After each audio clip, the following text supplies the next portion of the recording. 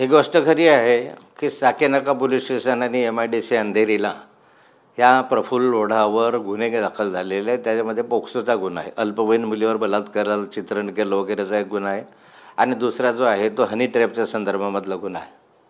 आणि यामध्ये हा जो प्रफुल्ल लोढा आहे हा गिरीश महाजनांचा अत्यंत जवळचा कार्यकर्ता आहे. माननीय देवेंद्र फडणवीस साहेबांच्याच हस्ते त्याचा भाजपमध्ये प्रवेश झाला होता. आमदार मंगेश चव्हाण त्यावेळेस उपस्थित होते. यापूर्वी तो अजितदादांबरोबर राहायचा.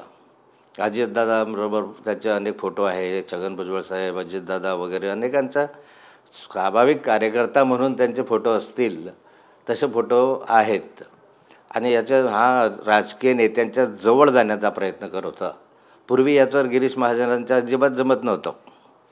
याची टोकाची भूमिका होती. हा अत्यंत गलिच्छ शब्दामध्ये गिरीश महाजनांना शिव्या घालायचा. पण नंतर काय चमत्कार झाला माहिती नाही. गिरीश महाजनांनी त्याला भाजपमध्ये घेतलं, त्याला मान सन्मान दिला, अगदी माननीय मुख्यमंत्र्यांच्या हस्ते सत्कार करून घेतला वगैरे वगैरे जे काही असतील. हा इतका सामान्य कार्यकर्ता होता की याला खरं म्हणजे याची आर्थिक स्थिती अत्यंत नाजूक होती. पण आता तो कोट्यवधीचा मालक झाला अचानक. आजही त्याच्या प्रॉपर्टीची तपासणी केली तर त्याच्याकडे 50-60 कोटी रुपयाची प्रॉपर्टी या अगदी 8 वर्षामध्ये 7 वर्षामध्ये त्याच्याकडे जमा झाली. ती कशी झाली हा एक संशोधनाचा विषय आहे. पोलिसांनी त्याचा तपास केला पाहिजे. पण ह्याचं नाव नेहमी पोलिसांच्या शिडीमध्ये आपल्या या हनी ट्रॅपमध्ये आलं, पूर्वी पण आलेलं होतं. ज्यावेळेस उद्धवजींचं सरकार होतं आणि अनिल देशमुख त्या कालखंडामध्ये गृहमंत्री होते, त्या कालखंडामध्ये एक तक्रार आलेली होती. त्या तक्रारीच्या अनुषंगाने याच्या सर्व प्रिमायसेसवर त्या कालखंडामध्ये रेड घालण्यात आली होती, लॉकर्स तपासण्यात आले होते. त्यावेळेस ही संशय होता हनी ट्रॅपच्या संदर्भामध्ये. परंतु त्या लॉकर्समध्ये वगैरे काही मिळालं नाही म्हणून पोलीस खाली हात परत आले. अगदी 15-20 दिवसापूर्वी याच्या घरावर म्हणजे पहूर येथे, जामनेर येथे, जळगाव येथे, नाशिक येथे पोलिसांनी रेड घातली. एक 15-20 दिवस झाले त्या गोष्टीला, आणि ती शिडे तपासण्यासाठीच घातली त्या संदर्भामध्ये की याच्याकडच्या जे आहेत पण याने कुठे लपवून ठेवल्या ते अजून पोलिसांना सापडलेलं नाही आहे. म्हणजे वारंवार पोलिसांचा संशय याच्यावर राहिलेला आहे. आणि असं असतानासुद्धा याचे राजकीय संबंध दृढ असल्यामुळे कोणी याच्याविरुद्ध बोलायला तयार नव्हतं, अशी त्याची स्थिती आहे. या माध्यमातनं जर पोलिसांनी प्रामाणिकपणे याचा तपास केला तर अनेक गुन्हे उघडकू शकते, अनेक मुली ह्याच्यामध्ये अडकलेल्या असू शकतात आणि या संदर्भामध्ये माहिती जमा होऊ शकते. या अनुषंगाने पोलिसांनी तपास करावा, सखोल तपास करावा. कोणत्याही राजकीय दबावाला बळी न पडता या ठिकाणी तपास व्हावा अशी माझी विनंती आहे. सर, याचे जे संबंध मोठे राजकारण्यांशी आहे, नेमकं काय कारण असू शकतो?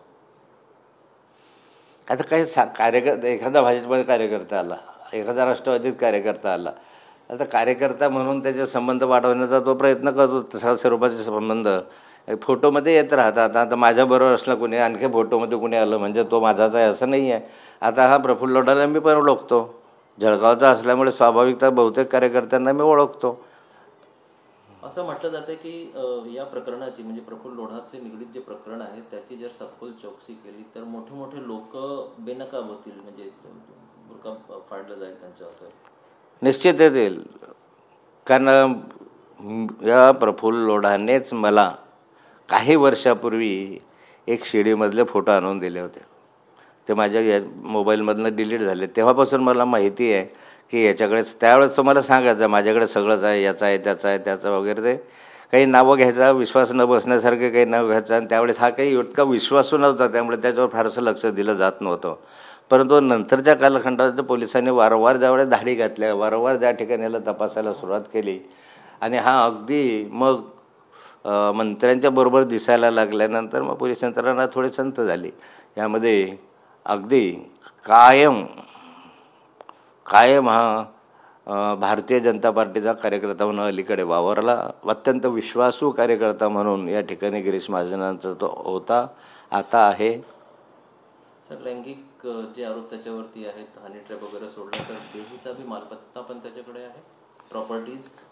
त्याच्या एवढी मोठी मालमत्ता आहे. आज नाशिकला फ्लॅट आहे त्याचा, आणि वगैरे वगैरे खूप मालमत्ता त्याच्याकडे आहे. एवढे आले कुठून? त्याच्याकडे काहीही उत्पन्नाचं साधन नव्हतं किंवा नाही आजही. तुम्ही जर पोलिसांनी अँटी करप्शन विभागाने तपासले की याच्याकडे एवढी मालमत्ता आली कुठून, तर मला असं संशय आहे की हनी ट्रॅपमधूनच त्याने मालमत्ता कमवली असेल. मोठ्या मोठ्या लोकांना ब्लॅकमेल करूनच त्याने पैसा आणला असावा. आपली मागणी काय आहे संदर्भात? नाही, पोलिसांनी चौकशी करावी. उच्च पातळीवर SIT स्थापन केली पाहिजे. या संदर्भामध्ये उच्च पातळीवर चौकशी केली पाहिजे. सत्य आहे ते जनतेसमोर आलं पाहिजे. हे प्रकार असे गंभीर असतात. हनी ट्रॅपचे प्रकरण गाजून राहिलेले आहे. तो हनी ट्रॅपचा प्रकरण जो आहे 72 अधिकाऱ्यांचा तो वेगळा, हा प्रकार जो आहे त्याच्यापेक्षा वेगळा. त्यामुळे अशा ठिकाणी गुन्हेच दाखल झालेला आहे. त्या गुन्ह्याच्या अनुषंगानं डिटेल अशी चौकशी शासनानं करावी.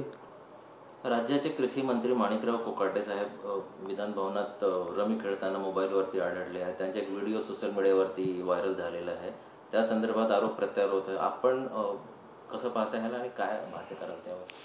विधान भवनामध्ये कृषी मंत्री रमी खेळताना दिसत आहे. त्यांनी जरी खुलासा केला की मला ती यूट्यूब आहे, मग ते सरकलं आणि मग ते असं वगैरे नाही. ते प्रत्यक्ष त्या ठिकाणी पत्त्यांच्या त्याच्यावर एक एक बोट ठेवून पुढे सरकताना ते दिसतं आहे. एक तर पहिली गोष्ट आहे की विधानमंडळामध्ये मोबाईल आणण्यास बंदी आहे. या ठिकाणी माननीय अध्यक्ष विधानसभेचे किंवा परिषदेचे यांच्याकडून नेहमी वारंवार आदेश दिले जातात की अशा स्वरूपाचा मोबाईल कोणी आणू नये. मोबाईल आणणं हाच त्या ठिकाणी माननीय अध्यक्षांच्या आदेशाचा अवमान आहे. पण या ठिकाणी जे कृषी मंत्री आहे त्यांच्याकडून अशी कृत्य अपेक्षित नाही आहे. आज शेतकरी मरताय, आत्महत्या करताय. अनेक शेतकऱ्यांच्या बायकांचा सिंदूर पुसला गेला आहे. आणि अशा स्थिती माननीय आपल्या कृषी मंत्री जर करत असतील तर मला वाटतं त्यांना त्या स्थानावर राहण्याचा अधिकार नाही आहे. आपण काही मागणी कराल त्या संदर्भात? त्या स्थानावर राहण्याचा अधिकार नाही याचा अर्थच असा आहे की त्यांनी राजीनामा दिला पाहिजे.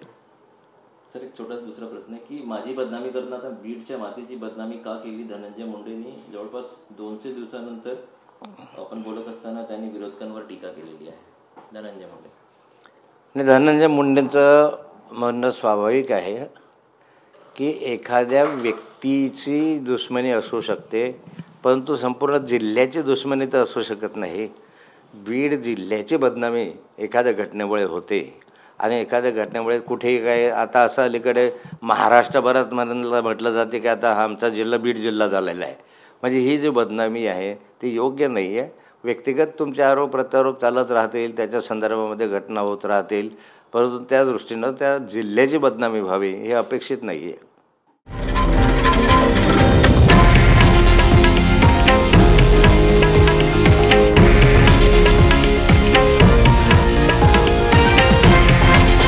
हे आहे देशातील नंबर 1 न्यूज नेटवर्क आणि आपण पाहत आहात TV9 मराठी, एकमेव.